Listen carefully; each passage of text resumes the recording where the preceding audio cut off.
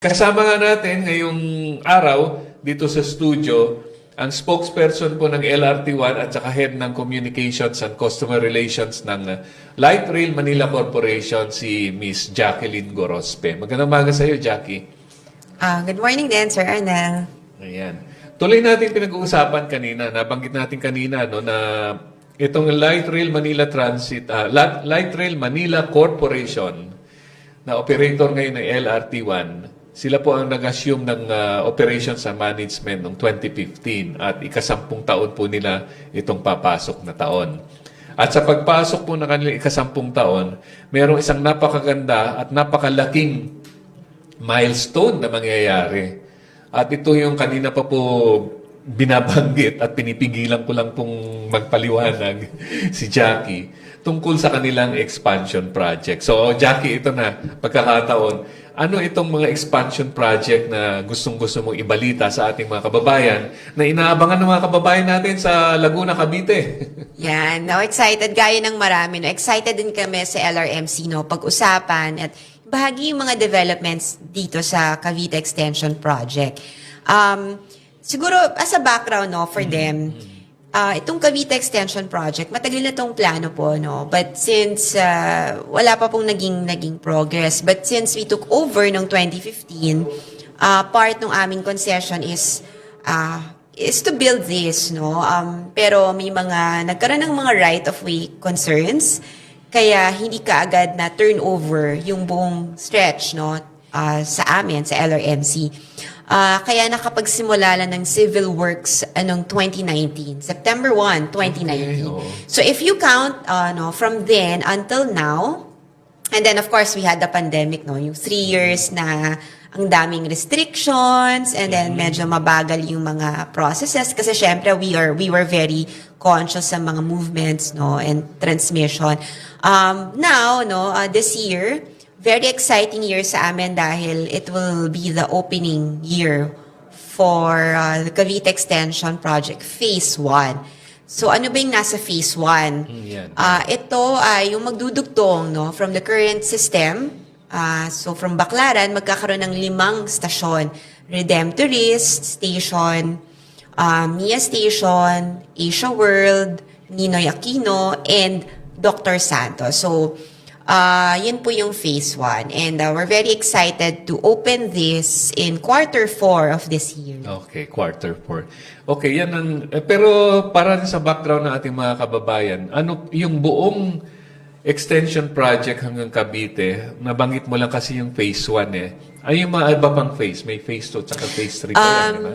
Meron po itong 3 phases. Dahil nga, yung right-of-way concerns, meron pa ring concerns until now, Kaya pang naging strategy ay to group it into phases. Okay. Otherwise, hindi pa po masisimulan ito, diba? And we know, and gaya po ng sinasabi ng president namin na we need to get 100% free and clear yung right of way before we start. Kasi mahirap naman po na, kunwari, 70%, o start lang muna yung 1 station, tapos hindi pa pala tapos, And then nag-build ka na, iba na yung daan niya or papaliko mo ulit yung train. Parang, di ba, parang ang gulo nung walang planning. So, kailangan isang segment ay clear and then doon kami magsisimula mag-build.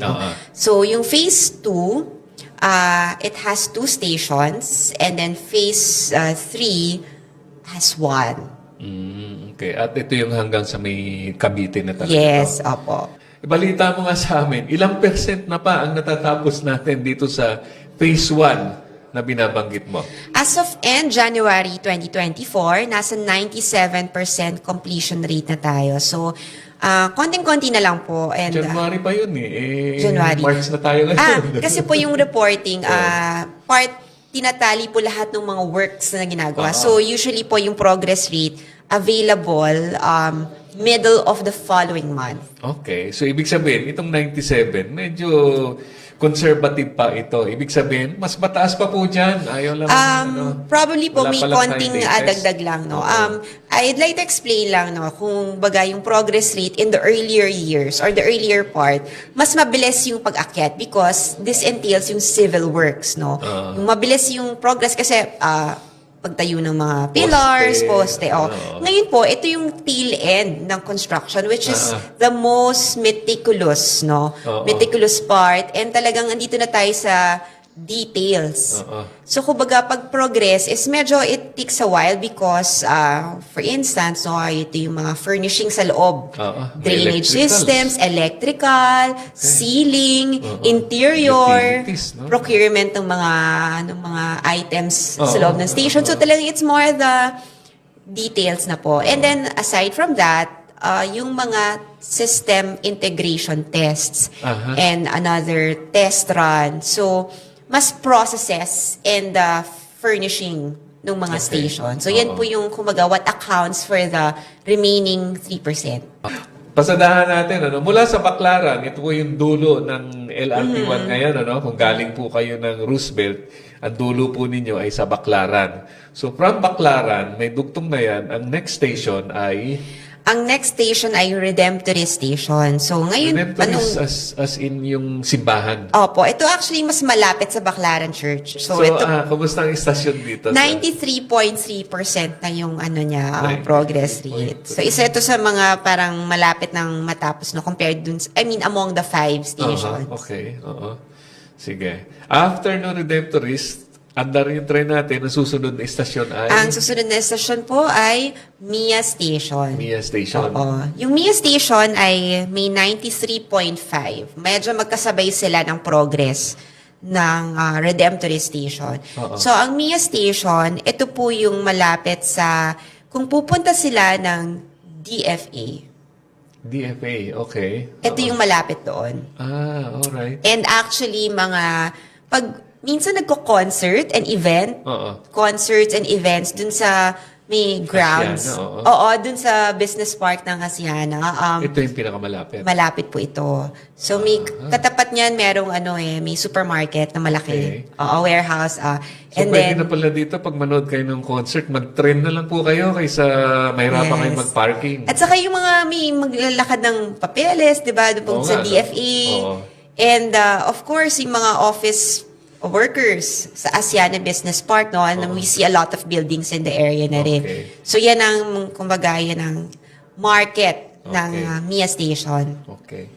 And then, so galing sa Mia Station, After nun po, ang next ay Asia World Station. Or ito yung station na connected to PITX. ayan, Jason, mismo. pakinggan mo Oo, to. meron pong mismong interconnection talaga. So, kung bababa ka or sasakay ka sa PITX, merong passage talaga na hindi ka nalalabas ng Building. kali, ng building, and then dediretso ka na dun sa train station. Meron pong entrance. Doon talaga yung main Nakakonect yata sa entrance. second floor ng PITX to. Opo, sa second floor, doon mismo yung main entrance ng Asia World Station. So, ang Asia World Station ay ilang percent na? Ito ay nasa 83%. Oo. And then, after nun, ito yung Ninoy Aquino Station. Saan banda itong Ninoy Aquino Along Station? Ninoy Aquino Avenue. Ninoy Sa Aquino Ninoy Avenue. Aquino Station. 88%. 88%. Parang hindi residential yung area, no?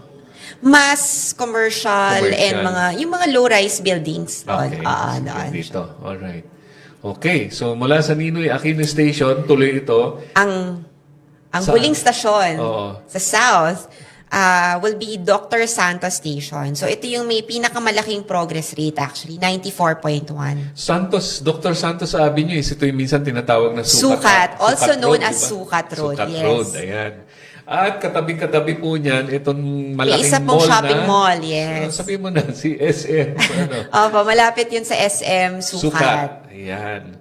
Ilang percent ng nito? 94.1, sir. Ayan. So, ito yung may pinakamalaking progress. And also, ito yung malaking stasyon compared to among the 5. Okay.